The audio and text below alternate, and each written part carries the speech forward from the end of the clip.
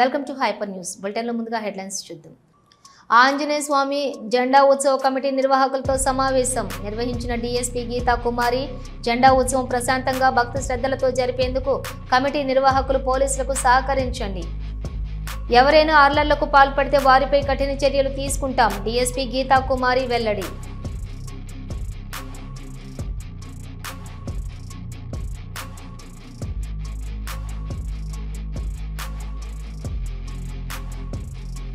ప్రముఖ retired principal రచయిత TVL Prasad రచించిన శ్రీదేవి భగవత కథలు పుస్తకాన్ని విడుదల చేసిన శ్రీ విజయ దుర్గా ఉపపీఠం నిర్వాహకులు కోటా సునీల్ కుమార్. దేవి శరన్నవరాత్రి ఉత్సవాల్లో ప్రతి ఒక్కరూ దేవి భాగవత కథలు చదవండి. కోటా సునీల్ కుమార్ వెల్లడి.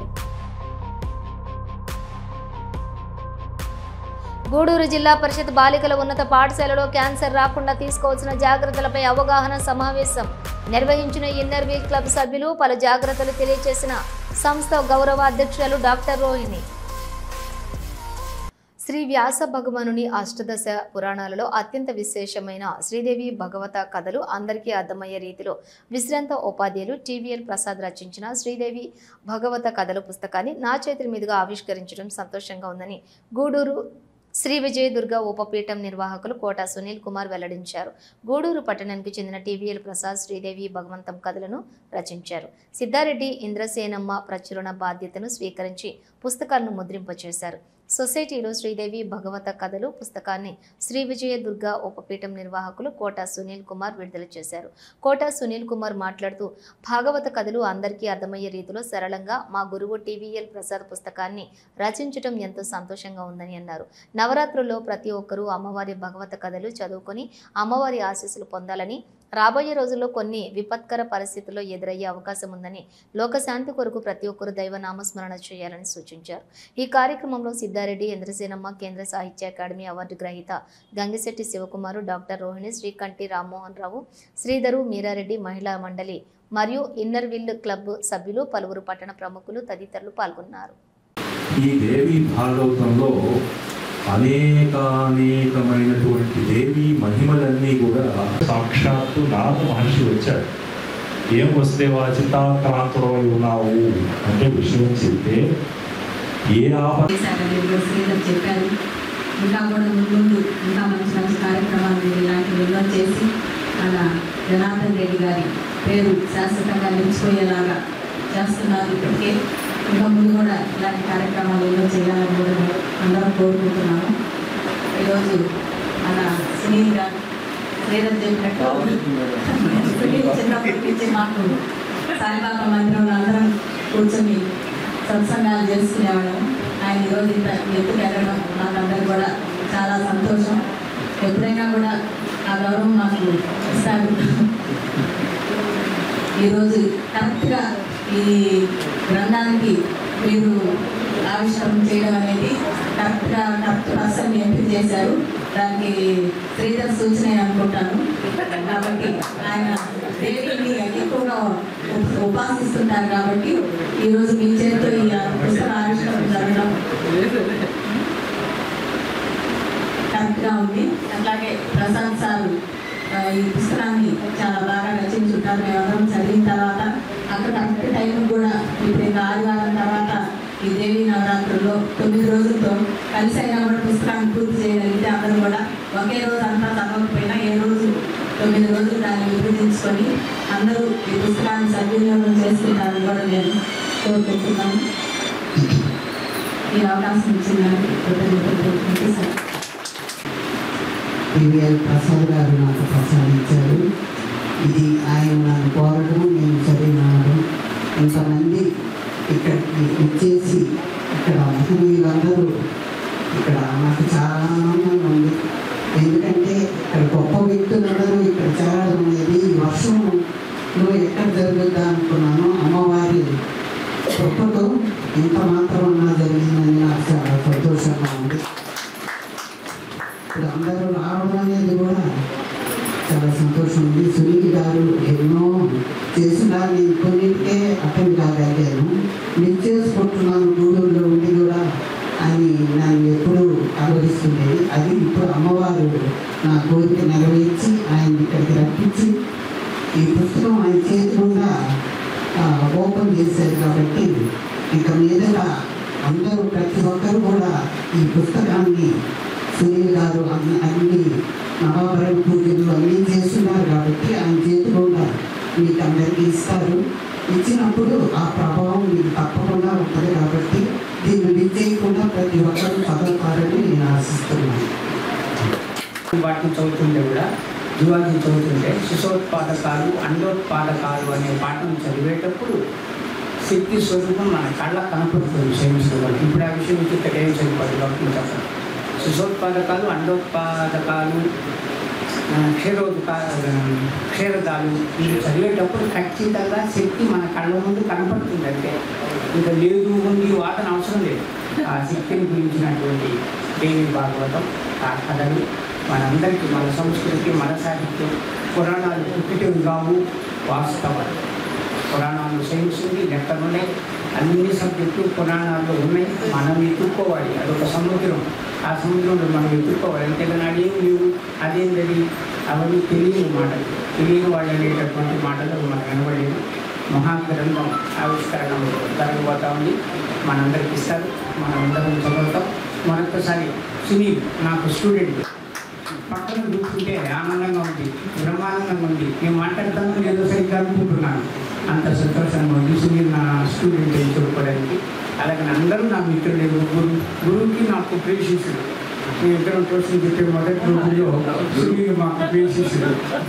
అలాగా అందరూ ఆత్మీయులు, మీరారెడ్డి సార్ అందరూ ప్రతి ఒక్కరు ఆత్మీయులు. అందుకని అన్నాను కదా, గురువులు ఎప్పుడు పిలుస్తారని ఎదురు చూస్తుంటాను అని. కాబట్టి ఈరోజు నాకు అదృష్టం కలిగించిన ఇంద్రశరమ్మ గారికి అందరికీ మరొకసారి పేరు పేరున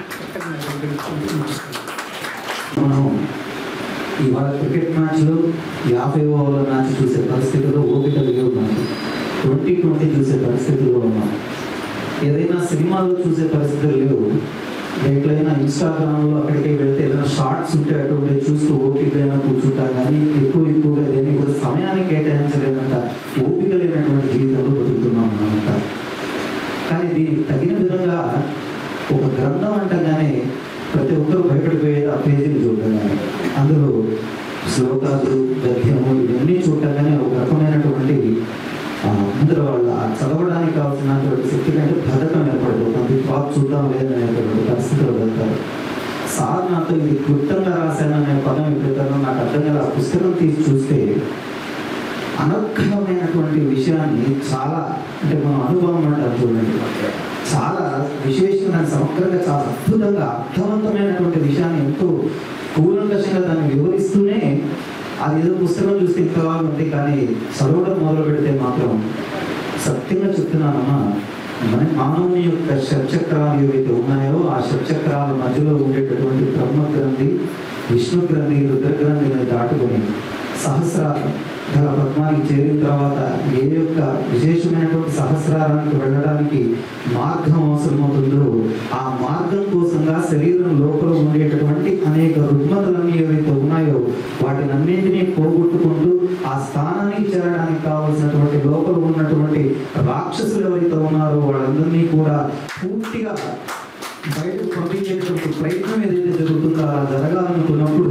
అమ్మవారిని నీలో ఆవాహించుకోగలిగేటటువంటి శక్తి నీలో ఉంటే మాత్రమే అది సాధ్యపడుతుంది. ఆ అమ్మవారిని అలా శక్తివంతంగా ముందు లోకమును ఆవహించుకునేటటువంటి పరిస్థితి రావాలంటే ముందు ఆవిడెవరో తెలుసుకోవాలి. కాబట్టి ఆ తెలుసుకునేటటువంటి అద్భుతమైనటువంటి గ్రంథాన్ని చాలా అర్థవంతంగా చాలా అద్భుతంగా రచించారు మన గురువు గారు. ప్రత్యేకంగా ఎందుకంటే వారు భౌతిక శాస్త్రానికి పేరుకే వారు వృత్తిలో నాకు తెలియదు, కానీ భౌతికంగా ఉండేటటువంటి అనేక అవరోధాలను పూర్తిగా పక్కకు తప్పించి మనల్ని ఆధ్యాత్మికంగా ముందుకు తీసుకువెళ్ళడానికి కావాల్సినటువంటి శక్తి సంపదలు నిజంగా నాకు వారు మనకి సత్సంగంలో ప్రతి ఆదివారం కూడా గురు చరిత్రని ఒక సంవత్సరం పైన చాలా విశేషంగా అర్థవంతంగా చాలా అద్భుతంగా చెప్పారు. దీన్ని ఎవరు చదవగలరా? ఇంత పెద్ద పుస్తకాలు ఈ కాలం ఎవరు చదువుతారు? దీన్ని ఎట్లా అందుబాటులో తేవాలని ఆలోచించి నెమ్మదిగా కూర్చొని ఒక 100 పేజీలు అనుకుని రాశారు ఒక పుస్తకం. అది కొంచెం ఫాంట్ పెంచి లైన్ దూరం పెట్టమన్నారు చదవడానికి సౌకర్యంగా. అందువల్ల 125 పేజీలు పెరిగింది. పర్వాలేదు. రాశాను, అయిపోయింది. ఏదో రాశాను అనుకోండి, నాకు భగవంతుడు ఇచ్చిన కాస్త పుస్తక జ్ఞానంతో. తర్వాత ప్రచురణ అనేది పెద్ద పని, దీనికి చాలా అవసరపడుతుంది. అందుకనే చాలామంది అముద్రిత గ్రంథాలు అనుకుంటారు. ముద్రణ జరగడానికి కష్టం అవుతుంది. ఇప్పటికీ 4-5 అనుద్రిత గ్రంథాలు ఉన్నాయి. ఎవరైనా వాటిని ప్రచురించే పుణ్యం పెట్టుకుంటే మంచిదే. శంకరాచార్యులు, రామానుజాచార్యులు, రాఘవేంద్ర స్వామి అవి రాసినారు. ఇంకా కొన్ని పుస్తకాలు ఉన్నాయి. 30 పుస్తకాలకు పైగా ప్రింట్ అయినా ఇంకా కొన్ని ఉన్నాయి. తర్వాత ఉత్తర రామాయణం కూడా రాసినారు. అయితే తర్వాత ప్రచురణకు ఎవరంటే వాళ్ళ చేత ప్రచురించండి. రామభక్తులైతేనే ఆ రామాయణం పుస్తకాలు చేయించారు వాళ్ళ చేత. అలాగే ఎవరైనా దేవి భక్తులంటే నాకు తెలిసి నేను కలుపూరు అమ్మవారికి ట్రస్ట్ బోర్డు చైర్మన్గా ఉన్నది. పైగా కలుపూరు జాతర మీద ఒక పుస్తకం ప్రచురింపజేసింది అని నా దృష్టికి వచ్చింది. తర్వాత అందుకని ప్రజలకు చెప్పి ఆమెకు ఏమైనా ఆసక్తి ఉంటే ఆమె దీన్ని ప్రచురించవచ్చు అని చెప్పారు. ఆమె వినగానే నేను చేస్తాను అని ముందుకు వచ్చి విజయవాడలో ఆమెకు తెలిసిన వారి ద్వారా నాగరాజు అని తెలిసిన బ్యాంకు ఎంప్లాయీ అతని ద్వారా శుభ్రంగా చేయించింది. అతను కూడా చాలా సిన్సియర్గా నేను ఏ కరెక్షన్స్ చెప్తే అవన్నీ పరిస్థితి చెప్తూ వాళ్ళకి ఏమైనా అనుమానాలు వస్తే నాకు వాటిని పాస్ చేస్తూ అవన్నీ ఆ విధంగా ఆ పైన డిజైన్ కానీ ఏమేమి బొమ్మలు వేయాలో అవి వాళ్ళ కలుపులు ఆలయం బొమ్మలు ఎలా వేయాలి, ఏమిటి అవి లోపల విషయం ఏది రాయాలి, పేజీ ఫిలింగ్ ఏం చేయాలి, ఇవన్నీ పాపం సుమారు 40-50 సార్లు నాకు ఫోన్ చేస్తుంటారు. నేను అక్కడికి చెప్తూ వాట్సాప్లో పెడుతూ ఉంటే జాగ్రత్తగా చేసేవారు. తెలుసుకోవాలి తప్పకి వాళ్ళు ఇందులో పుష్టీకరించబడుతుందనేటువంటి విషయాన్ని నేను తెలియజేస్తున్నా. ఏదేమైనప్పటికీ ఈ పుస్తకావిష్కరణని ఆనాటి వ్యాసం నుంచి నేటి టీవీఎల్ ప్రసాద్ గారు రావు గారి దాకా కూడా ఈ కవులందరూ ఆశించింది పవిత్రం, భక్తి భావాలకు కారణం ముఖ్యంగా ఒకటి సమాజాన్ని ధర్మం వైపు నడిపించడమే. మరి సమాజాన్ని ధర్మం వైపు నడిపించే దాంట్లో మనం అందరం కలిసి ఉన్నావా లేదా అనేది ప్రతి ఒక్కరూ ప్రశ్నించుకోవాల్సిన అవసరం. ఈరోజు ఆయన శ్రీరామరక్ష కుటీరం పెట్టినా, ఆయన సాయిబాబా దేవాలయం పెట్టినా, గురుస్వామి ఏదేమైనా 10 మందికి మంచి మార్గం బోధించడమే. మరి ఆ బోధించే వ్యక్తులు కరెక్ట్గా ఉన్నారా అనేటువంటి ఆలోచన ప్రతి ఒక్కరూ క్వశ్చన్ చేసుకొని అందరూ కూడా ఈరోజు గూడూరులో చూస్తే మరీ ముఖ్యంగా ఒక జిల్లానే గందరగోళమైన పరిస్థితుల్లో ఉంది. రాక్షస రాజ్యంగా మారిపోయింది. యువత చాలా ప్రదాలు పట్టిపోయినారు. బయటికి అడుగు పెడితే ఇంటికి వస్తామనేటువంటి అభద్రతా భావంలో ప్రతి ఒక్క కుటుంబం ఉంది. వాళ్ళ బిడ్డలు కావచ్చు, ఏదేమైనా మన తల్లిదండ్రులకి తాత ముత్తాతలు కూడా సంస్కారవంతంగా పెంచినటువంటి ఈనాటి కుటుంబాల వరకు పెంచుకుంటూ వచ్చాయి. కానీ మనం ఆ దిశలో లేవు. ఆ దిశని అందరూ సంస్కరించుకోవాలా. మరీ ముఖ్యంగా శ్రీకృష్ణుడికి ఆయనకు ఆరాధ్య దైవం ఆ అమ్మగారిని చెప్పడం అంటే దాంట్లో తల్లికి ఎక్కువ బాధ్యత ఉంది. సమాజాన్ని నడిపించడంలో తల్లిదే ప్రధానమైనటువంటి పాత్ర అనేటువంటి విషయాన్ని ప్రతి ఒక్కరూ గుర్తించి ప్రతి తల్లిదండ్రులు కూడా ఏదైనా బిడ్డలు పొరపాటు చేసినా దాన్ని సమర్థించడం కాకుండా శిక్షించి తీసుకోవాలి. నిన్న మొన్న చూసే టీవీలో ఒక ఆవిష్కరణ సభలో పాల్గొనడం నా అదృష్టంగా భావిస్తున్నాను. ఆ శ్రీధర్ గారు చెప్పారు ఈ దేవి శ్రీ భాగవతం గురించి. నీ వ్యాస భగవాను రచించారు. దగ్గర 18,000 శ్లోకాలు ఉన్నాయి. అటువంటి పుస్తకాన్ని క్లుప్తంగా 100 పేజీల్లో మనకు అందించిన గ్రంథ రచయిత టీవీఎల్ ప్రసాద్ గారికి, ప్రచురణకర్త మన ఇంద్రసేనమ్మ గారికి, పోతే మన ఆవిష్కరణ చేయడానికి వచ్చేసిన మన సునీల్ గారికి, అవతల కేంద్ర సాహితీ అవార్డు గ్రహీత గంగిశెట్టి శివకుమార్ గారికి, డాక్టర్ అమ్మ గారు మీకు తెలుసు. డాక్టర్ అమ్మ గారి ఒక చిన్న విషయం ఏంటంటే పట్టుకోండి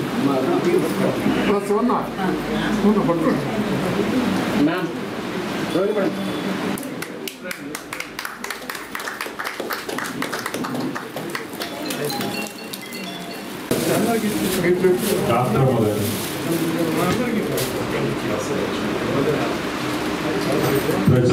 గారికి, శ్రీ శివకుమార్ గారికి, రచయిత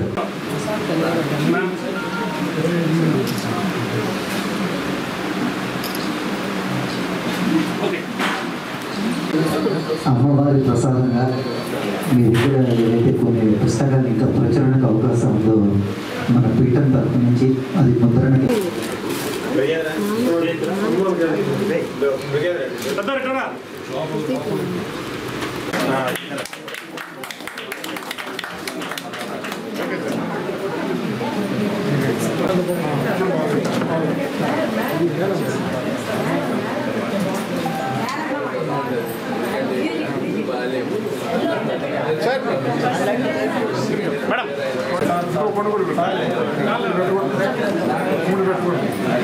ఓకే సార్.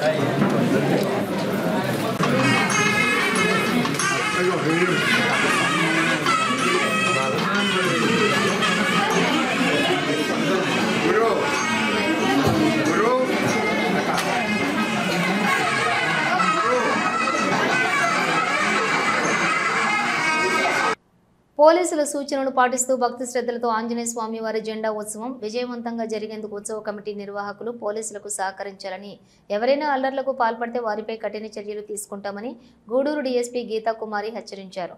గూడూరు పట్టణంలోని 1 టౌన్ పోలీస్ స్టేషన్లో ఆంజనేయ స్వామి జెండా ఉత్సవ కమిటీ నిర్వాహకులతో డీఎస్పీ గీతా కుమారి సమావేశం నిర్వహించారు. పలు సూచనలు తెలియజేశారు. డీఎస్పీ గీతా కుమారి మాట్లాడుతూ, గత 2 రోజులుగా వర్షాలు పడుతున్నాయని జెండా ఉత్సవానికి ఏర్పాట్లు చేస్తున్న లైటింగ్ కటౌట్ల వద్ద చిన్నపిల్లల పని చేస్తున్నారని, పెద్దవారిని ఏర్పాటు చేసుకోవాలని సూచించారు. అలాగే ఊరేగింపు జరిగే సమయంలో ప్రార్థనా మందిరాల వద్ద సౌండ్ సిస్టమ్ తగ్గించాలని, జెండా ఉత్సవానికి వచ్చే మహిళలు విలువైన ఆభరణాలు వేసుకురావద్దని కోరారు. ఆంజనేయ స్వామి జెండా పండుగను భక్తి శ్రద్ధలతో బాగా జరుపుకొని గూడూరుకు మంచి పేరు తీసుకువచ్చేందుకు అందరూ సహకరించాలని విజ్ఞప్తి చేశారు. ఈ సమావేశంలో సిఐలు శేఖర్ బాబు, శ్రీనివాసు తదితరులు పాల్గొన్నారు. చిన్న పిల్లలు కూడా వాడుతున్నారు. సో చిన్న పిల్లల్ని మాత్రం ఇట్లాంటి వర్క్స్ కి పెట్టకండి. నిజమేనా? సో సార్ చెప్పినట్టు చైల్డ్ లేబర్ వద్దండి. వాళ్ళు ఆ యొక్క వర్క్ తెలిసిన వాళ్ళని మాత్రమే పెట్టుకోండి. మేడం ఒక దగ్గర కాదు కదా మేడం, మా దగ్గర 40 జెండాలు ఉన్నాయి, 50 జెండాలు ఉన్నాయి, అన్నిటి దగ్గర వర్క్ కదా అంటారు. మీకు ఆల్రెడీ తెలిసిదే, కొత్తగా స్టార్ట్ చేయట్లేదు. ఎవరిని ఎక్కడ తీసుకోవాలి, ఏ పాయింట్లో ఇట్లా వర్కర్ని పెట్టుకోవాలి. సో చాలా ఆర్చర్స్ గమనించినాను కాబట్టి చిన్నపిల్లలు వాడుతున్నారు. Purpose of construction of all these ఏమంటారు పోల్స్ కానీ ఇవన్నీ కానీ ఎలక్ట్రికల్ వర్క్స్ కానీ. సో అది గమనించి ఇమీడియట్గా మీతో మీటింగ్ పెట్టడానికి ఇంపార్టెంట్. అండ్ ఇంకొకటి ఏంటంటే వర్షం వస్తున్నా కూడా పైకెక్కుతూ కడుతున్నారు. ఇన్ కేస్ ఏదైనా స్లిప్ అయి జారి పడితే ఏం మేడం మంచి ప్రోగ్రామ్ స్టార్ట్ చేస్తుంటే నెగిటివ్గా మాట్లాడుతున్నారు. మన పెద్దవాళ్ళు చెప్పిన సామెత ఉంది కదా, ఏమున్నది? ఈడించి మేలించమన్నారు. అంతేనా? ఎప్పుడు ఒకేలాగా ఉండవండి. మనము ప్రివెంటివ్ మెషర్స్ తీసుకోవాలి, సేఫ్టీ ప్రికాషన్స్ కూడా ఫాలో అవ్వాలి. సపోజ్ ఎక్కడో ఒక ఆర్చ్ దగ్గర కట్టున్నారు, చిన్నగా జారి పడితే అందరూ అనుకుంటారు కదా వీడి బాబునంటే మనతో పాటు అక్కడ వరకు వచ్చేవాడు, ఒక పక్క అతను ట్రీట్మెంట్ తీసుకుంటుంటారు, మనం ఎంజాయ్ చేయగలుగుతామా? సో ఇట్లాంటి జాగ్రత్త అండి, సేఫ్టీ ప్రికాషన్స్ ఇంపార్టెంట్. నేను మరీ చెప్తున్నాను, చిన్నపిల్లల్ని మాత్రం పెట్టుకోకండి పనులకు. ఒక 1 hour 2 hours లేట్ అయినా పర్లేదు మీ యొక్క వర్క్ కంప్లీట్ చేసుకోవడానికి. ఒక్కరిద్దరే కదా మనం దెబ్బలు తగిలితే ఏమవుతుంది? ఒక్కరిద్దరు కాదండి, 1-2 కుటుంబాల గురించి ఆలోచించండి. ఇది ఫస్ట్ పాయింట్. అండ్ నెక్స్ట్ ఏంటంటే ఈ యొక్క జెండా పండుగకి మీకు తెలుసు ఇది ట్రెడిషనల్గా స్టార్ట్ అయిందని. సమ్ ఒక 1940s లోనో 1950s లోనో అప్పుడు ఎక్కువ జ్వరాలు రావడము, జబ్బులు రావడం వల్ల కలరా, ఎస్పెషల్లీ కలరా అది పోగొట్టుకోవడానికి ఇట్లా ఆంజనేయ స్వామికి దండం పెట్టుకొని స్టార్ట్ చేశారండి. అంత మంచి ప్రోగ్రామ్ని ఇలా రాను ఎలాగా కన్వర్ట్ అయిందో మీకు తెలుసు. అది కొంచెం మనం మినిమైజ్ చేసుకుందాం. ఈ ఒక ఎక్స్ట్రా కరిక్యులర్ యాక్టివిటీస్ అంటాం కదా, అవి తగ్గించుకోండి అని చెప్తున్నాను. ఈ ఎక్స్ట్రా కరిక్యులర్ యాక్టివిటీస్ కూడా ఇండివిజువల్గా చెప్పమన్నా చెప్తాను. తాగి తందనాలండి, ఆడవాళ్ళతో మిస్బిహేవ్ చేయడం, చిన్న పిల్లల్ని ఇబ్బంది పెట్టడం లాంటివి. అంతేనా? ఇంకా డీటెయిల్గా మనం చెప్పమంటారా? Okay right, thank you. Second point అయిపోయింది కదా. Next third one. నాకు ఫస్ట్ ఎవరో చెప్పారు మేడం, చాలామంది బంధువులు వస్తారు అంతే కదా. సో మీ బంధువులు ఎవరైనా సరే 2 వీలర్స్ కావచ్చు, 4 వీలర్స్ కావచ్చు, వచ్చేటప్పుడు జాగ్రత్తలు తీసుకొని రమ్మని చెప్పాను. టైం అయిపోతుందనో, జెండా స్టార్ట్ అవుతుందనో, ప్రొసెషన్ స్టార్ట్ అవుతుందో, తొందరగా వచ్చేయండి, మళ్ళీ అలా చేయరు లోపలికి, అలా ఇబ్బంది పెట్టకండి.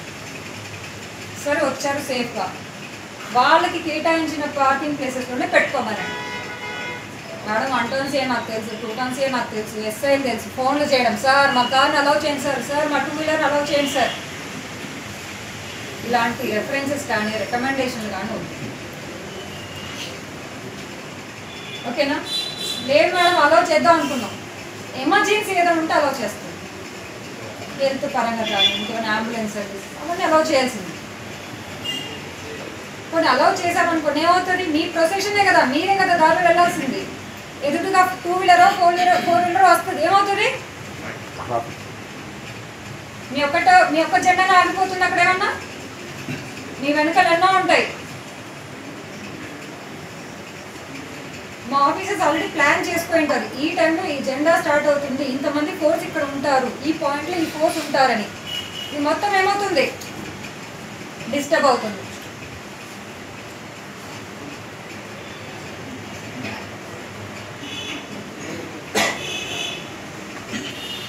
అండ్ నెక్స్ట్ వన్, మీరు ప్రొసెషన్ వెళ్ళేటప్పుడు నియర్ బై చర్చెస్ ఉన్నా, మాస్క్ ఉన్నా, టెంపుల్స్ ఉన్నా, ఈద్గా ఉన్నా, హాస్పిటల్స్ ఉన్నా, ఆర్ఫన్ హోమ్స్ ఉన్నా, అంటే ఓల్డ్ ఏజ్ హోమ్స్ అంటారు కదా, లేదా హాస్టల్స్ ఉంటున్నాయి, బీసీ హాస్టల్, ఎస్సీ హాస్టల్ ఉన్నాయి కదా, అటువంటి వెళ్ళే దారిలో మాత్రం దయచేసి వాల్యూమ్ తగ్గించుకోండి, మినిమైజ్ తగ్గించుకోండి అన్నాను.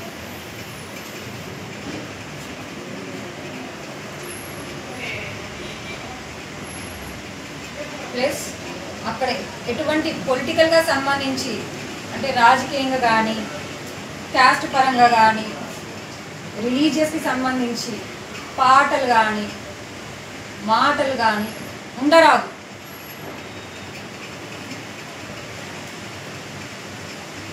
అర్థమవుతుందండి? మీతో పాటు మీకు వాలంటీర్స్ కూడా ఉంటారు కదా, మీ వాలంటీర్స్తో కూడా మీటింగ్ పెట్టుకున్నారు కదా, ఇంకా పెట్టుకోలేదా? ఆల్రెడీ 1 or 2 మీటింగ్స్ అయినా జరిగి ఉంటాయి. వాళ్ళకి క్లియర్గా ఇన్స్ట్రక్షన్స్ ఇవ్వాలి. రే బాబు ఒక 10-20 మీటర్స్ ఒక చర్చ్ రావచ్చు, లేక మాస్క్ లేదా ఇది ఏదో ఒకటి రావచ్చు, అలర్ట్ చేయండి. నెక్స్ట్, ఈ ప్రొసెషన్ వెళ్తారు కదా, ఆంజనేయ స్వామి బొమ్మను లేకపోతే జెండాను తీసుకొని వెళ్తూ ఉంటారు కదా, ఎట్లా మోడ్ ఆఫ్ ట్రాన్స్పోర్టేషన్ ఏంటి? ట్రాక్టర్ కదా. ట్రాక్టర్ డ్రైవర్కి ఏమైనా ఇన్స్ట్రక్షన్స్ ఇస్తున్నారు? ఎగ్జాక్ట్లీ. నెమ్మదిగా చూసుకోండి, పక్కన ఎవరైనా చిన్నపిల్లలు ఉన్నారో, వృద్ధులు ఉన్నారో, ఆడవాళ్ళు ఉన్నారో. ఇక్కడ మనకి కాంపిటేటివ్ స్పిరిట్ అవసరం లేదు, పోటీతత్వం అవసరం లేదు. మేడం ముందు కూడా అసలు కదలట్లేదు, నేను ఇంకా స్లోగా వస్తాను, అవసరం లేదు. మనము ఏ పనితో మొదలు పెట్టాము ఈ పండుగని, అది గుర్తు తెచ్చుకోండి.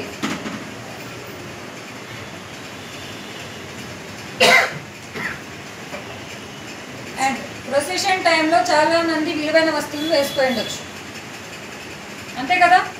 మీ దగ్గర ఇప్పుడు మొబైల్స్ కూడా అంతే. ఇప్పుడేమి ఒకప్పుడు అంటే 2000, 5000 మ్యాక్సిమం ఒక ఫోన్ ఉండేది. ఇప్పుడు ఏది పట్టుకున్నా 30,000, 50,000, 70,000. మేడం మొబైల్ పోయింది మేడం, జెండా పండుగ మొబైల్ పోయింది, ఇదే కంప్లైంట్స్ వస్తుంటాయి. కుదిరితే ఇవన్నీ ఇంట్లో పెట్టిరండి. కొన్ని ఏమైనా మాట్లాడితే వినిపిస్తుందా పండగప్పుడు? మరి ఎందుకు క్యారీ చేయడం? మేడం సెల్ఫీస్ తీసుకోవాలి. ఎలాగో ప్రతి ఒక్క జెండర్ ఒక కెమెరామెన్ పెట్టుకుంటారు కదా, కెమెరామెన్ గంగా అంతేనా? లేదు మేడం క్యారీ చేస్తారంటే అది మీ జాగ్రత్త అంతే. అండ్ ప్రతి ఒక్క జెండాకి మైక్ సిస్టమ్ ఉంటుందా చెప్పండి. పర్మిషన్ కూడా ఇస్తారు కదా మేడం? ఉంటుంది కదా, చలాన్ కట్టి మరీ మైక్ పర్మిషన్ తీసుకున్నారు. So on behalf of police department ఒక రిక్వెస్ట్ ఏంటంటే అట్లీస్ట్ ఒక 10 minutesకో లేకపోతే హాఫ్ దానికి ఒక అనౌన్స్మెంట్ ఇవ్వండి. మీ పిల్లలు జాగ్రత్త, మీ విలువైన వస్తువులు జాగ్రత్త, మీ ఆభరణాలు జాగ్రత్త, ఏమి ఇస్తారో ఇవ్వండి సేఫ్టీ మెజర్స్. అంతేనా? ఇంతకుముందు ఇచ్చినారో లేదా నాకు తెలీదు. అంతేనా? ఇవ్వండి, ఏముంది, కొంచెం అలర్ట్ అవుతారు. అవుట్ ఆఫ్ 100 10 members అని అలర్ట్ అవుతారు. ఆపారు ఏదో చెప్తున్నారు, మన మొబైల్ మనం చూసుకుందాం అనుకుంటారు కదా. అలర్ట్ సిస్టమ్ అంతే. ఇంకొక పాయింట్ కూడా, నేడు క్యాన్సర్ వ్యాధితో ఎక్కువ మంది మృతి చెందుతున్నారని, క్యాన్సర్ లక్షణాలపై అవగాహన పెంచుకొని ప్రారంభ దశలోనే వైద్యులను సంప్రదిస్తే క్యాన్సర్ను నయం చేసుకోవచ్చని గూడూరు ఇన్నర్వీల్ క్లబ్ గౌరవ అధ్యక్షులు డాక్టర్ రోహిణి వెల్లడించారు. గూడూరు పట్టణంలోని జిల్లా పరిషత్ బాలికల ఉన్నత పాఠశాలలో ఇన్నర్వీల్ క్లబ్ ఆధ్వర్యంలోని క్యాన్సర్పై అవగాహన సదస్సు నిర్వహించారు. క్లబ్ గౌరవ అధ్యక్షురాలు డాక్టర్ రోహిణి మాట్లాడుతూ క్యాన్సర్ వ్యాధి ప్రమాదకరంగా తయారైందని, ముందస్తు జాగ్రత్తలు పాటిస్తే క్యాన్సర్ను నయం చేసుకోవచ్చని, ఒంటి మీద పుట్టుమచ్చ పెరుగుతూ ఉంటే వెంటనే వైద్యులను సంప్రదించాలని కోరారు. మందులు వాడుతూ ఉన్నా ఎక్కువ కాలం దగ్గు వస్తూ ఉంటే ఊపిరితిత్తుల క్యాన్సర్ ఉండే అవకాశం ఉందని, అటువంటి వారు వెంటనే వైద్యులను సంప్రదించాలని సూచించారు. ఏదైనా జబ్బు వచ్చినప్పుడు నిర్లక్ష్యం చేయకుండా వెంటనే డాక్టర్ను సంప్రదిస్తే ప్రారంభ దశలోనే జబ్బు తగ్గే అవకాశం ఉందని తెలిపారు. ఈ సమావేశంలోని మాధురి, లక్ష్మి, విష్ణు, వందనం, శశికళ, జీవని, సుప్రభ తదితరులు పాల్గొన్నారు.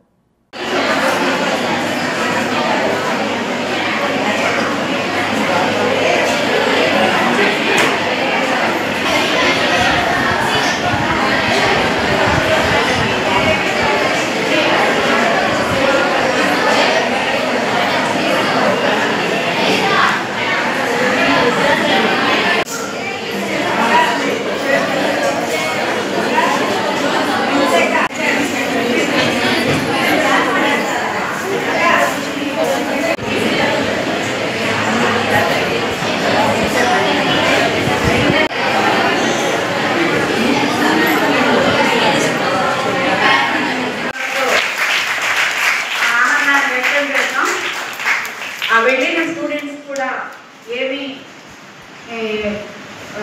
రాలేదు, ఎక్స్ట్రా వెనకబాటుగా రాలేదు.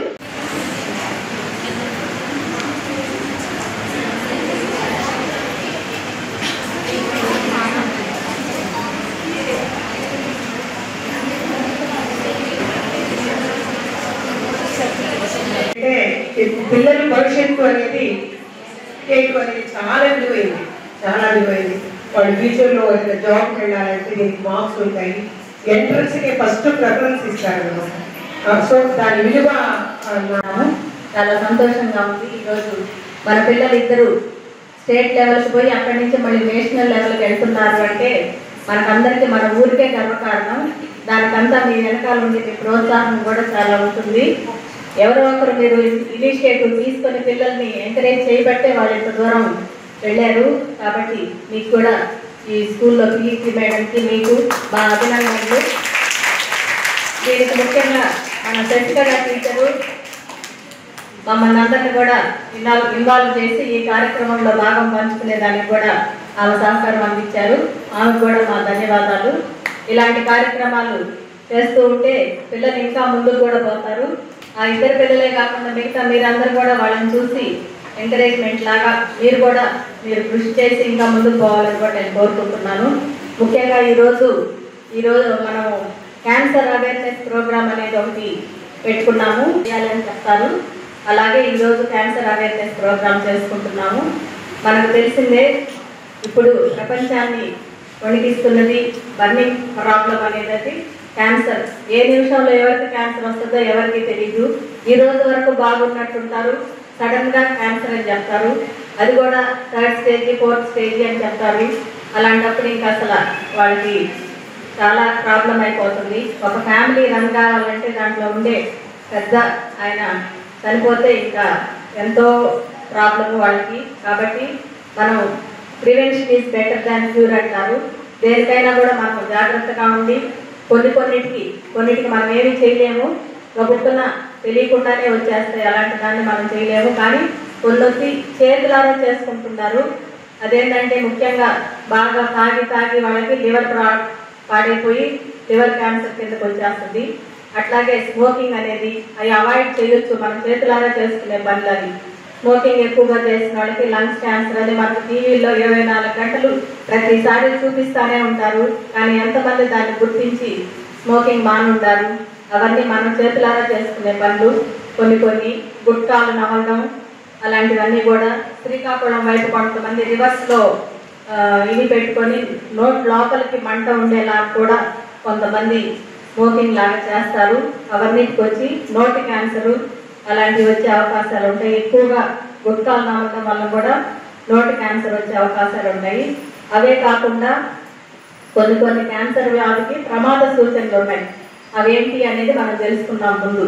ఫస్ట్ ఏంటంటే మనకు శరీరంలో పుట్టుమచ్చలు ఉంటాయి. ఆ పుట్టుమచ్చ సడన్గా పెద్దదైందంటే దాన్ని మనం గుర్తించుకోవాలి. పుట్టుమచ్చ అనేది మామూలుగా పెద్దది కాకూడదు. అది పెద్దదైందంటే అది క్యాన్సర్ సంబంధించి ఉండొచ్చు అని మనం దాన్ని డాక్టర్కి చూపించుకొని దాన్ని తీసి బయట పరీక్షకు పంపిస్తారు. అక్కడక్కడే లోకల్గా ఉన్నంత వరకే అదైతే ఖచ్చితంగా 100% క్యూర్ ఉంటుంది. అది ఏది లేని నెగ్లెక్ట్ చేస్తే ప్రాణాపాయానికి కూడా వస్తుంది. అట్లాగే దగ్గు ఉంటుంది, క్రానిక్ కాఫ్ అన్నమాట. ఎప్పటికీ దగ్గు ఉంటూనే ఉంటుంది. అది మందులు వాడుతున్నా కూడా దగ్గు తగ్గదు. అలాంటివి కూడా ఊపిరితిత్తులు క్యాన్సర్ లాగా ఉండొచ్చు అని దాన్ని మనం చూసుకోవాలి. తర్వాత మోషన్ పాస్ చేసేటప్పుడు కొంతమందికి బ్లడ్ వస్తుంది. అది మామూలుగా కొంతమందికి ఫిషర్స్ పైల్స్ అలాంటివి ఉంటే వాటి వల్ల అని అనుకోవచ్చు. దానికి ట్రీట్మెంట్ తీసుకున్నా కూడా తగ్గకపోతే దాన్ని లోపలికి పరీక్షలు చేసి అది మలద్వారంలో క్యాన్సర్ ఉండే, రెక్టంలో కానీ క్యాన్సర్ ఉండే అవకాశాలు ఉన్నాయి. అలాంటివి మనకు ముందు ఇండికేషన్స్ అన్నమాట. ఇలాంటివి వచ్చినప్పుడు మనకు తెలుసుకొని ఉంటే దాని గురించి దాన్ని మనం చూపించుకోవడానికి అవకాశం ఉంటుంది. అట్లాగే ఇంకా మనకు తెలిసిందే రొమ్ములో గడ్డలు, అవి ప్రతి ఒక్కరూ చాలామందికి వస్తుంటాయి.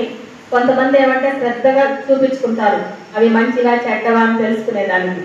చాలా వరకు ఈ టీనేజర్స్లో పిల్లలకంతా మంచి గడ్డలే ఉంటాయి, చిన్నగా తీసేస్తే పోతాయి. అలా కాకుండా కొంచెం మిడిల్ ఏజ్లో అట్లా ఉండే వాళ్ళకి ఆ గడ్డలు కొంతమంది నెగ్లెక్ట్ చేస్తారు తెలిసినా కూడా. అవి క్యాన్సర్ గడ్డలు కూడా అయి ఉండొచ్చు. అది మన చేతిలో పని. ఎంత అర్లీగా కనుక్కుంటారో క్యాన్సర్కి 100% క్యూర్ ఉంది, రొమ్ము క్యాన్సర్కి అయినా కూడా. కాబట్టి ప్రతి ఒక్కరూ చెప్తూ ఉంటారు వాళ్ళు సెల్ఫ్ ఎగ్జామినేషన్ చేసుకోవాలి. బ్రెస్ట్ మెన్స్ట్రల్ మనకు పీరియడ్స్ అయిపోయిన తర్వాత ఒక వారం రోజుల తర్వాత మనం బ్రెస్ట్ బాగా తవుడుకొని చూసుకొని లోపల ఏమన్నా గడ్డలు ఉన్నాయని తెలుసుకోవాలి. ఫామ్ తోటి అరచేతితోటి మనం టెస్ట్ చేసుకోవాలి 2 పక్కల.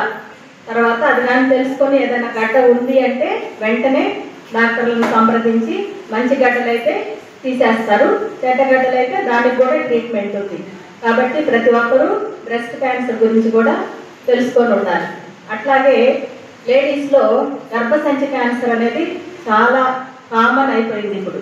ఎందుకంటే ఎక్కువ మంది పిల్లల్ని కన్న వాళ్ళకి, తర్వాత హైజెనిక్గా ఉండకపోతే అక్కడంతా ఆ ప్రదేశం అంతా క్లీన్గా పెట్టుకోకపోతే కూడా డేట్ అయినప్పుడు అలాంటప్పుడు శుభ్రంగా కానీ అక్కడ పెట్టుకోకపోతే కూడా ఇన్ఫెక్షన్స్ లోపలికి ఎంటర్ అవుతాయి. ఫస్ట్ ఇన్ఫెక్షన్ స్టేజ్లో ఉంటుంది, అది రాగా అల్సర్ అయ్యి ఆ తర్వాత క్యాన్సర్గా మారదు. ఇంత టైం ఇస్తుంది మనకు. ఆ టైంలో మనం కనుక్కుంటే దాన్ని కంప్లీట్గా క్యూర్ చేసుకోవచ్చు. అది కూడా దానికి ఏంటంటే మామూలుగా వైట్ డిశ్చార్జ్ అని అవుతుంటుంది. దాంట్లో కానీ కొంచెం స్మెల్ వచ్చింది అనుకోండి, మనం దాన్ని భయపడాలా, ఎందుకు వచ్చింది స్మెల్ అని. మామూలు ఇన్ఫెక్షన్ వల్ల అయితే యాంటీబయాటిక్స్ వాడి లోపల పెట్టుకునే మాత్రలు వాడి నయం చేసుకోవచ్చు. అలా కూడా మందులు కూడా నయం కాకపోతే దాన్ని ప్యాప్స్మియర్ ద్వారా బయాప్సీ ద్వారా తెలుసుకొని అది క్యాన్సరా కాదా అని నిర్ధారణ చేసుకొని, క్యాన్సర్ అయితే వేరే ట్రీట్మెంట్, క్యాన్సర్ కాదు అంటే గర్భసంచి తీసేయాల్సిన అవసరం ఉంటుంది. అలాంటివన్నీ కూడా ముందు జాగ్రత్త పడాలి. ఇంకొకటి ఏంటంటే ముఖ్యంగా భార్యాభర్త కలిసినప్పుడు బ్లడ్ అనేది కనపడకూడదు. అది కనపడిందంటే మాత్రం అది క్యాన్సర్ అని మనం నిర్ధారించుకోవాలి. చాలా వరకు క్యాన్సర్ ఉంటేనే అలాగా, అంటే పుండు ఎక్కువైపోయినందువల్ల టచ్ అయినప్పుడు బ్లడ్ వస్తుంది. అట్లాగే పోస్ట్ మెనోపాజల్ బ్లీడింగ్ అంటారు. అంటే ముట్లు ఆగిపోయిన తర్వాత 60 ఏళ్ళ పైబడి 70 ఏళ్ళ లోపల పెద్దవాళ్ళకు కూడా సడన్గా బ్లీడింగ్ కనిపిస్తుంది. అది కూడా వీలైన చాలా వరకు 100% మనం పోస్ట్ మెనోపాజల్ బ్లీడింగ్ అనేది క్యాన్సర్కి ఒక సింటమ్. వెంటనే కనుక్కొని దానికి ట్రీట్మెంట్ చేసుకుంటే నయం అవుతుంది. క్యాన్సర్ అయినా కూడా నయం అవుతుంది. కాకపోతే అర్లీ స్టేజెస్లో కనుక్కుంటే కొంతమంది ముసలి వాళ్ళని పట్టించుకోరు, ఏదోలే చెప్తుంటారులే అని. కానీ అది వెంటనే కనుక్కుంటే మాత్రం ఖచ్చితంగా నయం అయ్యే అవకాశం ఉంది. పోస్ట్ మెనోపాజల్ బ్లీడింగ్ అంటారు. ఇలాంటి సిమ్టమ్స్ అన్నీ మనం తెలుసుకొని జాగ్రత్త పడితే ఇబ్బంది లేకుండా మనం బయటపడవచ్చు. అదే కాకుండా నెగ్లెక్ట్ చేస్తే తెలిసి నెగ్లెక్ట్ చేసిన వాళ్ళకి మరీ అన్యాయం అది. తెలుసు కూడా మనకు చెప్పకుండా ఉంటారు కొంతమంది. అదేదో ఒక ఎయిడ్స్ మాత్రం, క్యాన్సర్ అనేది ఇప్పుడు మామూలు అయిపోయింది. మనము అది మన తప్పు కాదు. అదే ఇంకా ఎయిడ్స్ అన్నా అంటే అందరూ ఏదో అనుకుంటారని బయట దాచుకుంటారు. క్యాన్సర్ అనే దాని గురించి దాచుకోని అవసరమే లేదు. అది సర్వసాధారణం అయిపోయింది. ఇప్పుడు ప్రతి ఇంట్లో ఒక క్యాన్సర్ పేషెంట్ ఉంటుంటారు. ట్రీట్మెంట్ తీసుకున్న వాళ్ళు, చనిపోయిన వాళ్ళు ఏదో ఒక ప్రాబ్లంతో. కాబట్టి దాన్ని మనం దాచుకున్నందువల్ల ఉపయోగం లేదు, మనమే బాధపడాలి దాచుకున్నందువల్ల. కాబట్టి అన్నీ తెలుసుకొని మనం జాగ్రత్తలో మనం ఉండాలి. మనకు తెలియకుంటే కొన్ని జరిగిపోతూ ఉంటాయి. కొన్ని మన అన్నవాహికలో క్యాన్సర్ అనేది చాలా లేట్గా బయటపడుతుంది. బయటపడేటప్పటికే 4th స్టేజ్లో ఉంటుంది. అప్పుడు మనం ఏం చేయలేము. దానికి కూడా ఏంటంటే బ్లడ్ వామిటింగ్స్ రావచ్చు, అన్నం అరగకపోవడం, అదేముందిలే మామూలు గ్యాస్ ట్రబులేనని చాలామంది నెగ్లెక్ట్ చేస్తారు. అలా కాకుండా సడన్గా ఒక్కొక్కసారి బ్లడ్ వామిటింగ్ లాగా కూడా అవుతుంది. అలాంటివి ఉన్నప్పుడు కూడా మనం జాగ్రత్త పడాలి. ఇవన్నీ మనకు నెట్లో కొట్టుకుంటే ప్రతిదీ తెలిసిపోద్ది. ఇంట్రెస్ట్ ఉండి తెలుసుకోవాలి. కానీ ఇప్పుడు నేను చెప్పినట్టన్నీ మీరు తెలుసుకోవచ్చు. కాకపోతే మనం పదే చెప్తూ ఉన్నందువల్ల మీకు ఒక అవగాహన వచ్చి మీకే కాకుండా మీ పక్క వాళ్ళకు కూడా చెప్పి దాని గురించి జాగ్రత్తలు తీసుకోవచ్చు. ఇవన్నీ కూడా తెలుసుకోండి. తర్వాత దీనికి ట్రీట్మెంట్లో 4 రకాలు ఉంటాయి. ఫస్ట్ సర్జరీ చేసుకోవాల్సి వస్తుంది. కొంతమంది క్యాన్సర్లో లిప్స్ అంటే మన పెదవుల మీద రావచ్చు, మన నాలుగు మీద రావచ్చు, మన థ్రోట్లో అంటే గొంతులో రావచ్చు, లేదంటే మన చిగుళ్ళ మీద అంకిట్లో కూడా థ్రోట్ క్యాన్సర్ ఓరల్ క్యాన్సర్ అనేది రావచ్చు. ఇది ఎలా వస్తుంది అనేది యూజువల్లీ మీ అందరికీ తెలిసే ఉంటుంది బయట టైం. ఎందుకంటే మూవీస్ చూస్తారు కదా, మూవీస్లో స్టార్టింగ్లో ఆల్రెడీ వేసేస్తారు, అన్నీ వేస్తారు. ప్రతిసారి మనం మూవీ వెళ్ళినప్పుడు స్టార్టింగ్లో ఒక డిస్క్లైమర్ ఇస్తారు, పైని గుడ్కా పాన్ మసాలా ఇవన్నీ తిన్న తర్వాత ఓరల్ క్యాన్సర్ వస్తుంది అని. అంటే 80 to 90% ఆఫ్ ద క్యాన్సర్స్ ఇండియాలో కనుక్కున్నవి most of them are due to tobacco chewing అనమాట. టొబాకో తినడం వల్ల మనకి ఓరల్ క్యాన్సర్ అనేది వస్తుంది. ఇది అందరికీ తెలిసిన విషయమే. And also second most thing మనకు తెలిసిన విషయం ఏంటి అంటే ఎక్సెసివ్ కన్సంప్షన్ ఆఫ్ ఆల్కహాల్. అంటే మద్యపానాన్ని అధికంగా తీసుకోవడం వల్ల కూడా ఓరల్ క్యాన్సర్ వస్తుంది. ఈ రెండు రెగ్యులర్ అందరికీ తెలిసిందే. మీకు నేను సపరేట్గా దీని గురించి అవేర్నెస్ క్రియేట్ చేయాల్సిన అవసరం లేదనుకుంటున్నాను. యూఆర్ గ్రోన్ అప్ ఆల్రెడీ కదా. సో ఇది కాకుండా మీకు తెలియని విషయాలు కొంచెం చెప్పాలనుకుంటున్నాను. అదేంటి అంటే అన్హెల్తీ మౌత్. అంటే మీ మౌత్ని మీరు శుభ్రంగా ఉంచుకోకపోవడం వల్ల కూడా ఓరల్ క్యాన్సర్ వస్తుంది. ఇదేంట్రా ఓరల్ క్యాన్సర్ మౌత్ శుభ్రంగా లేకపోతే వస్తుంది అని అనుకుంటున్నారేమో. I tell you the reason. ఏంటి అంటే మన మౌత్ అనేది నెంబర్ ఆఫ్ బ్యాక్టీరియా, అంటే వేల లక్ష బ్యాక్టీరియాకి ఇల్లు అనమాట. సో వాటిని క్లీన్గా ఉంచుకుంటే అవి కూడా మనకి హెల్ప్ఫుల్ అవుతాయి. వాటిని క్లీన్గా ఉంచుకోకపోతే ఇట్ కాజ్ టు స్ప్రెడ్, అంటే స్ప్రెడ్ అవుతాయి. స్ప్రెడ్ అయ్యి ఇన్ఫెక్షన్ లాగా ఫామ్ అవుతాయి. ఇన్ఫెక్షన్ లాగా ఫామ్ అయ్యి ఇది క్యాన్సర్గా మారే అవకాశం ఉంది. Second thing unhealthy food. Unhealthy food అంటే మీరందరూ తింటారు కదా, పానీపూరీలు, మసాలా పూరీలు, అండ్ గోబీ మంచూరియాలు, అన్ని కలర్ ఫుడ్ తింటారు కదా. దాంట్లో ఇంట్లో చేసుకుంటే ఒకలా ఉంటుంది, బయట చేసుకుంటే ఒకలా ఉంటుంది. ఇంట్లో చేసుకుంటే కలర్స్ డిఫరెంట్గా వస్తాయి, బయట చేసుకుంటే టెంప్టింగ్గా ఉంటాయి, ఎర్రగా ఇలా ఉంటాయి. ఎందుకుంటాయి అలాగా? దాంట్లో ఎక్సెసివ్ ఫుడ్ కలర్ యాడ్ చేస్తారు. ఎక్సెసివ్ ఫుడ్ కలర్ యాడ్ చేసినప్పుడు మన నోట్లో ఉన్న హెల్దీ కణాలు, అంటే హెల్దీ సెల్స్, ఇవన్నీ ఆల్టర్ అవుతాయి అన్నమాట, అన్హెల్దీగా మారుతాయి. వన్స్ అన్హెల్దీగా మారినప్పుడు అవి క్యాన్సర్ దారి తీసే అవకాశం ఉంది. ఓకే, సో మనము మన ఫుడ్లో హెల్దీ స్టఫ్ తీసుకునే అనేది మనం రోజు చూసుకోవాలి. అంటే healthy vegetables, fruit, cooked food ఇలాంటివి తీసుకోవాలి. అఫ్కోర్స్ అవన్నీ రోజు తినాలంటే బోర్గానే ఉంటుంది, బట్ కొంచెం ట్రై చేస్తే బాగుంటుంది. అండ్ అమ్మాయిలు మీ అందరికీ చెప్పాలి ఏంటంటే మేకప్ ప్రోడక్ట్స్ వల్ల కూడా మనకి లిప్ క్యాన్సర్స్ వస్తాయి. మేకప్ లిప్స్టిక్ వేస్తాం, ఫౌండేషన్స్ వేస్తాం, రకరకాల రంగులు వేస్తాం. ఎక్కడికైనా వెళ్ళాలంటే మొహంలో చూసుకొని బాగా ముసిపోయి అన్ని రంగులు వేసేసుకుంటాం ఫేస్. కాకపోతే మనం జస్ట్ కొంచెం దాంట్లో చూసుకోవాల్సింది ఏంటంటే ఒక ప్రోడక్ట్ కొన్నప్పుడు దాని మీద ఉన్న ఎక్స్పైరీ డేట్ ఉందా, ఎక్స్పైర్ అయిపోయిన ప్రోడక్ట్ మనం లిప్స్ మీద వేసి చేయడం వల్ల, ప్రొలాంగ్డ్ యూజ్ చేయడం వల్ల, అంటే రోజుకి 10 సార్లు ఫౌండేషన్ వేయడం వల్ల, వీటి వల్ల కూడా మన సెల్స్ ఆల్టర్ అవుతాయి. సో ఏదైనా ప్రోడక్ట్ కొనే ముందు అది ఎలా ఉంది, దాని క్వాలిటీ ఎలా ఉంది, దాని ఎక్స్పైరీ డేట్ అనేది ఒక్కసారి చూసుకోండి. వాడదని చెప్పట్లేదు, యూజ్ చేయండి, నేను కూడా యూజ్ చేస్తాను, బట్ వాడేటప్పుడు ఒకసారి చూసుకోండి, కీప్ ఇన్ మైండ్. ఓకేనా? నెక్స్ట్ థింగ్ ఏంటంటే సన్ ఎక్స్పోజర్. సన్ ఎక్స్పోజర్ అంటే మనకి హార్మ్ఫుల్ యూవీ లైట్ డైరెక్ట్గా మన ఫేస్ మీద పడినప్పుడు మన రెగ్యులర్గా హెల్తీగా ఉన్న సెల్స్ కొంచెం ఆల్టర్ అయ్యే ఛాన్స్ ఉంటుంది. సో దానికి ఇప్పుడు అందరికి తెలుసు కదా, SPF sun protection factor, sun screen తెలుసు కదా. లిప్స్ కూడా అలా ఉంటుంది. అంటే లిప్స్కి SPF ఉండే లిప్ బామ్స్ కానీ ఏదైనా మాయిశ్చరైజర్ కానీ ఇలాంటివి అప్లై చేయండి. అండ్ ఎండలోకి ఎక్సెసివ్గా ఎండ ఉన్నప్పుడు గొడుగులు, అంబ్రెలాస్ క్యారీ చేయడం, అండ్ క్లాత్స్తో ఫేస్ని కవర్ చేసుకోవడం పాసిబుల్ అయినంత వరకు ట్రై చేయడం. దీనివల్ల క్యాన్సర్ని కొంచెం మనం తగ్గించుకోవచ్చు. నెక్స్ట్ ఏంటి అంటే చెప్పాలనుకుంది ఇంకోటి, మనకి ఏంటి అంటే మన నోట్లో చాలా 32 టీత్ ఉన్నాయి. 32 ఒకలా ఉండదు. Each tooth has different morphology. అంటే వాటి షేప్ వేరేలా ఉంటుంది, వాళ్ళ సైజ్ వేరేలా ఉంటుంది. కొన్ని పళ్ళు కొంచెం షార్ప్గా ఉంటాయి. అంటే మనం దాన్ని పట్టించుకోము. ఆ షార్ప్ టీత్ వల్ల కొన్నిసార్లు మన నోట్లో కొన్ని పుండ్లు వస్తాయి. నోరు పూసింది అంటాం కదా. ఈ షార్ప్ టీత్ వల్ల క్రమేణా మనకి దాని మీద ఎక్సెసివ్ ప్రెషర్ పడి అది నాన్ హీలింగ్ అల్సర్, అంటే మాననటువంటి పుండులాగా మారుతుంది అనమాట. ఈ మాననటువంటి పుండు వల్ల కూడా అది క్యాన్సర్ లాగా మారే అవకాశం ఉంది. సో ఎప్పుడైనా మీ నోట్లో పుండ్లు 2 వారాల కంటే ఎక్కువగా ఉండడం గమనించుకున్నారు అంటే అప్పుడు డెఫినెట్గా మీ పెద్దలకు చెప్పడమో లేకపోతే మీ దగ్గరలో ఉన్న డాక్టర్ దగ్గరికి వెళ్ళి అడగడమో ఇలాంటివి చేస్తూ ఉండండి. ఓకేనా? అండ్ వన్ మోర్ థింగ్ నేను చెప్పాలనుకున్నానంటే దీన్ని ఎలా కనిపెట్టాలి.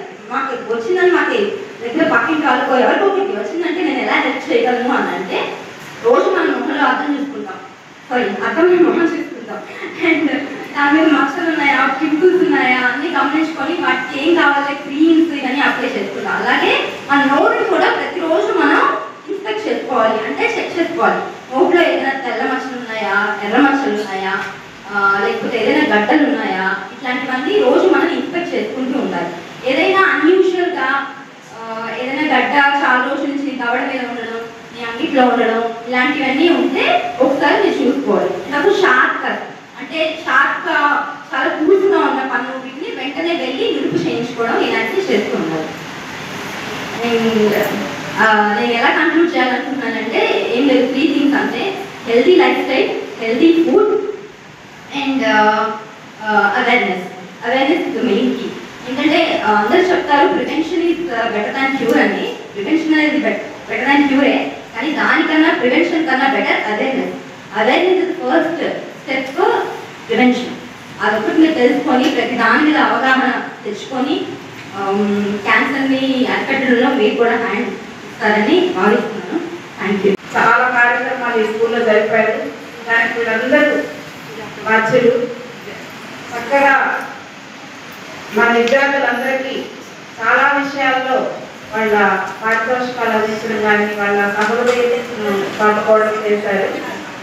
మరి ముఖ్యంగా మేము కోరగానే 2 స్టూడెంట్స్ స్టేట్ లెవెల్కి గేమ్స్కి వెళ్తున్నారు అని చెప్పగానే ఫస్ట్ ఇనిషియేషన్ వచ్చింది పుష్కళ మేడం దగ్గర నుంచి. మీకు ఎంత అవసరమో అని అడిగారు. మేడం 200 crore ఛార్జెస్ అన్నీ కలిపి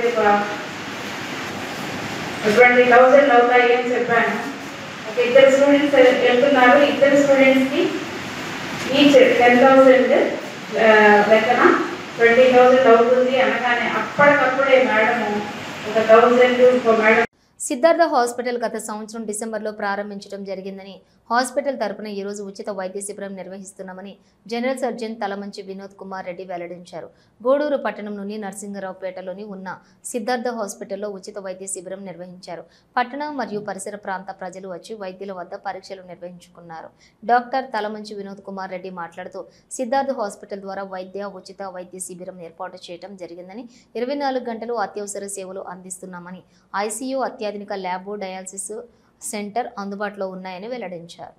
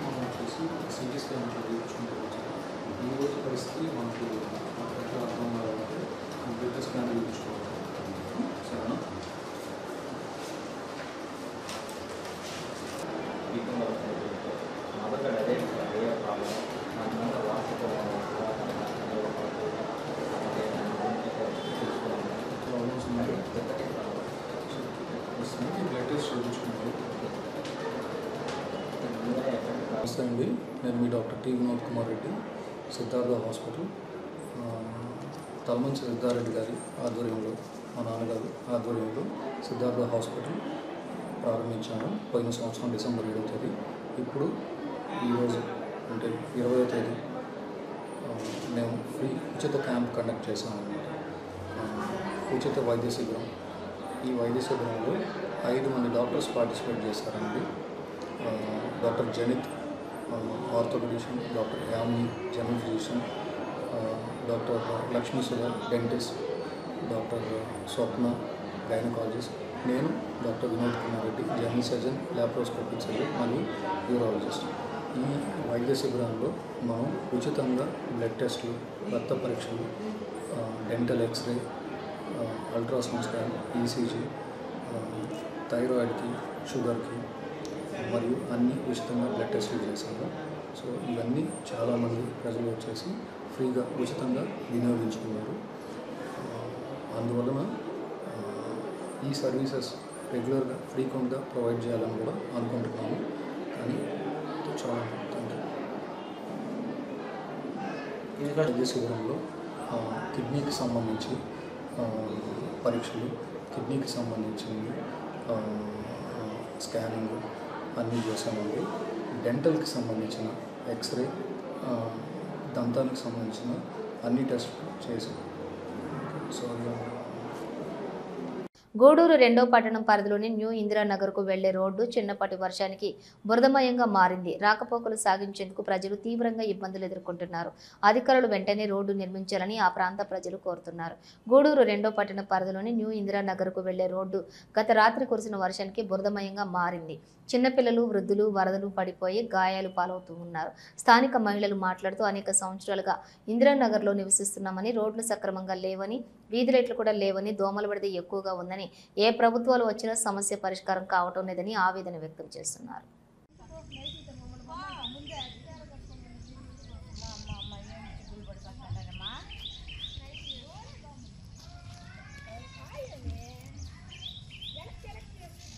మాట్లాడుకుంటా పోయామని పందులు చూడు, దానికి తగ్గట్ట పందులు ఒక పక్క పందులు బొర్లన్నా వెళ్ళిపోతాయి, పందులు డబ్బులు కదండి మెదడు వస్తుంది.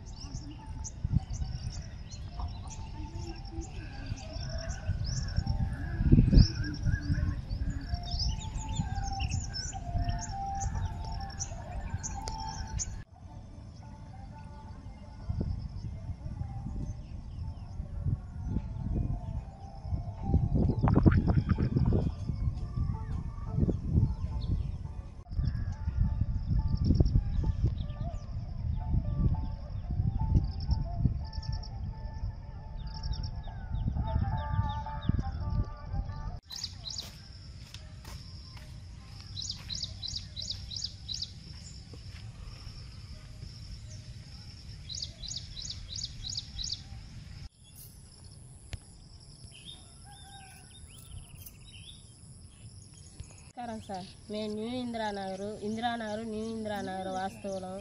మాకు ఇక్కడ రోడ్లు లేవు. మేము వచ్చి 18 సంవత్సరాలు ఈ అడవిలోకి. కరెంట్ లేకుంటున్నాము, రోడ్లు లేకుంటున్నాము. ఇప్పటికి కూడా మా బిడ్డలకి కనీసం చదువుకునేదానికి వ్యాన్లు కూడా సౌకర్యం లేదు రోడ్ల వల్ల. మా పరిస్థితి ఏంది? ఏ ప్రభుత్వం వచ్చినా మమ్మల్ని ఇట్లాగే చూస్తుందా? మాకే నడిచేదానికి రోడ్డు లేదంటే మధ్యలో ఇక్కడ ఒక ఇనపల దొడ్డి పెట్టారు, అక్కడ లారీలు పెట్టేస్తున్నారు. ఈ పక్క ఆ పక్క 2 లారీలు అడ్డం పెట్టేస్తున్నారు. కనీసం నడిచిపోయేదానికి కూడా ఈ ఆరికి కుర్రోళ్ళ మేమే బాలేకపోతున్నాం. ముసలోళ్ళ పరిస్థితి ఏంది? జారి 2-3 పడ్డారు. ఏదైనా జరిగితే వాళ్ళ పరిస్థితి ఏంది? మమ్మల్ని ఏ ప్రభుత్వం పట్టించుకోదా, ఆదుకోదా? ఏంది మేము ఇంతేనా? ఇంకా ఇప్పటికి 18 సంవత్సరాల నుంచి ఉన్నాం సార్ రోడ్లు లేకుండా. ఇంకా ఎన్నేళ్ళు ఉండాలా? అసలు ఏ ప్రభుత్వం అయినా ఆదుకుంటుందా, ఆదుకోదా? మేము చెయ్యము అనేస్తే మేము ఇంక మిమ్మల్ని అడగం కదా సార్. ఎందుకు మాకు ఈ బాధ? మేమైనా ఇంక ఈ ప్రభుత్వం ఇంతే, ఏ ప్రభుత్వం వచ్చినా ఇంతే, మమ్మల్ని పట్టించుకోరని మేము ఇల్లు వాకిలు వదులుకొని టౌన్లలో కన్నా వెళ్తాం కదా సార్. పాములతో సరే ఉన్నాము, కనీసం రోడ్లు కూడా వేయరా మాకు. మా పిల్లలన్నా చదువుకోవాలి కదా, మేమన్నా ఇట్టున్నాం. మా పిల్లలన్నా బాగుండాలా, చదివించుకోవాలనుకుంటున్నాం. ఏ వ్యాన్ వచ్చినా ఇక్కడికి రానంటుంది. మీ రోడ్లకు వస్తే మాకు రిమ్ములు ఇరిగిపోతాయమ్మా, ఆయిల్ ఎక్కువ అవుద్దమ్మా. కనీసం ఒక ఆటో కూడా రావట్లేదు సార్ మాకు చూడడానికి. హాస్పిటల్ బాగాలేకపోతే ఆటో 200 ఇస్తామన్నా కూడా మీ ఏరియాకి నమస్కారం తల్లి మేము రామంటున్నాం. అప్పుడు ఆడవాళ్ళు పొద్దుపోయి ఆడకన్నా పోవాలి, ఎలా రావాలి సార్? కొంచెమైనా ఆలోచించండి సార్ మా గురించి. మా జీవితం ఇంతేనా ఇంకా? ఏం సార్, ప్రభుత్వంలో ఉండి కూడా మీరు కూడా అలా చేస్తే ఎలా సార్? మమ్మల్ని చూడండి సార్, ఒక్కసారి మా ఏరియా పరిస్థితి చూడండి సార్. మేము అబద్ధం చెప్తే మీరు నమ్మాలా? ఇది నిజమా అబద్ధమా? మీరు వచ్చి ఒకసారి చూస్తే మా బాధ, మా పరిస్థితి, మేము నీళ్ళల్లో ఎట్టున్నాం, వానలు పడితే ఎట్టుండాలా, ఏంది మా పరిస్థితి ఏంది? ఏ నాయకుడైనా పట్టించుకుంటాడా, పట్టించుకోడా? దాంతో కూడా ఇనపలు దొడ్డు ఒకటి, ఈ పక్క ఆ పక్క లారీలు ఒకటి. ఏంది మా బతుకు? మామూలుగా నడవలేకపోతున్నాం సార్. మాలాంటి కుర్రోళ్ళే అటు అనుకుంటే ముసలోళ్ళు ఉన్నారు, నడవలేని వాళ్ళు ఉన్నారు, వికలాంగులు ఉన్నారు. వాళ్ళ పరిస్థితి ఏంది? దయచేసి మా గురించి పట్టించుకోండి సార్, ఆదుకోండి ఇప్పుడైనా. నమస్కారం. దొడ్డి పెట్టారు, అక్కడ లారీలు పెట్టారు. మాకు అదే ఇబ్బందిగా ఉంది, సగం అదే ఇబ్బందిగా ఉంది. పడిపోతున్నాము, మనం నడవలేకపోతున్నాము. అది కొంచెం చూడండి సార్. అదే ఇంతే sir. Thanks sir. New Indiranagar ఎట్టుండదు సార్, రోడ్లు పడిపోతున్నాం. ఏ ప్రభుత్వం వచ్చినా మాకు మంచి చేయటంలా.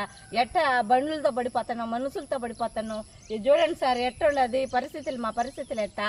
దీనికి మార్గం చెప్పండి సార్. నమస్తే సార్.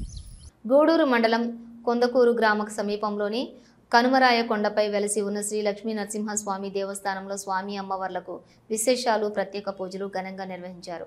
ఆలయ కమిటీ ఆధ్వర్యంలో ఏర్పాటు చేసిన అన్నదాన కార్యక్రమంలో భక్తులు పాల్గొని అన్నప్రసాదాలు స్వీకరించారు.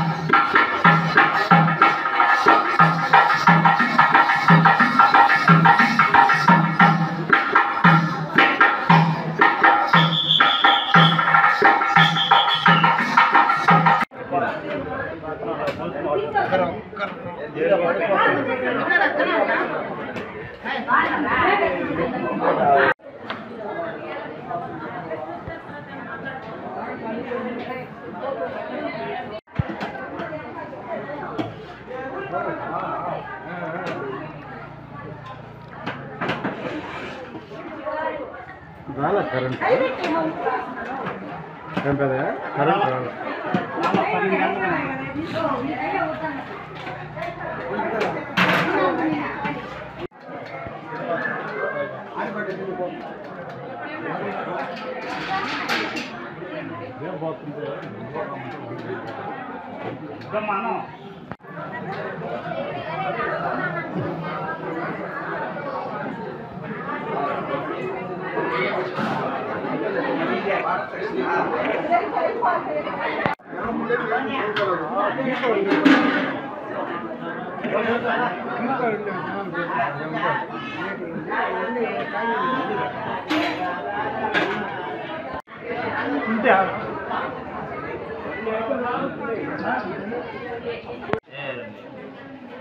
మనం ఎంత చేసి కూడా ఉంటాయి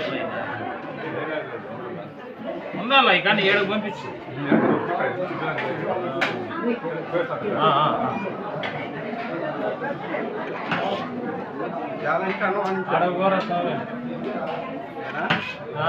ఆడ అయిపోయింది రెడీ అయిపోయిందా నాకేం తెలుసు నీలాగని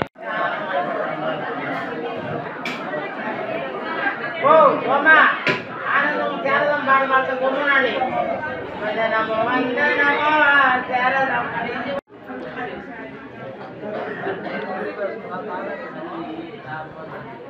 బ్రిటన్ ముగించే ముందు హెడ్లైన్స్ మరోసారి. ఆంజనేయ స్వామి జెండా ఉత్సవ కమిటీ నిర్వాహకులతో సమావేశం నిర్వహించిన డీఎస్పీ గీతా కుమారి. జెండా ఉత్సవం ప్రశాంతంగా భక్తి శ్రద్ధలతో జరిపేందుకు కమిటీ నిర్వాహకులు పోలీసులకు సహకరించండి. ఎవరైనా అల్లర్లకు పాల్పడితే వారిపై కఠిన చర్యలు తీసుకుంటాం. డీఎస్పీ గీతా కుమారి వెల్లడి.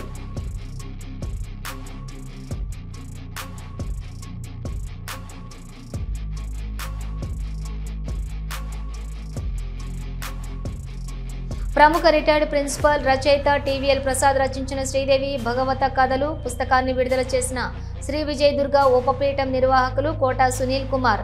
దేవి శరన్నవరాత్రి ఉత్సవాల్లో ప్రతి ఒక్కరూ దేవి భాగవత కథలు చదవండి. కోటా సునీల్ కుమార్ వెల్లడి. గూడూరు జిల్లా పరిషత్ బాలికల ఉన్నత పాఠశాలలో క్యాన్సర్ రాకుండా తీసుకోవాల్సిన జాగ్రత్తలపై అవగాహన సమావేశం నిర్వహించిన ఇన్నర్ వీల్ క్లబ్ సభ్యులు పలు జాగ్రత్తలు తెలియజేసిన సంస్థ గౌరవ అధ్యక్షురాలు డాక్టర్ రోహిణి. ఇవి బులెటిన్ డీటెయిల్స్. చూస్తూనే ఉండండి హైపర్ న్యూస్.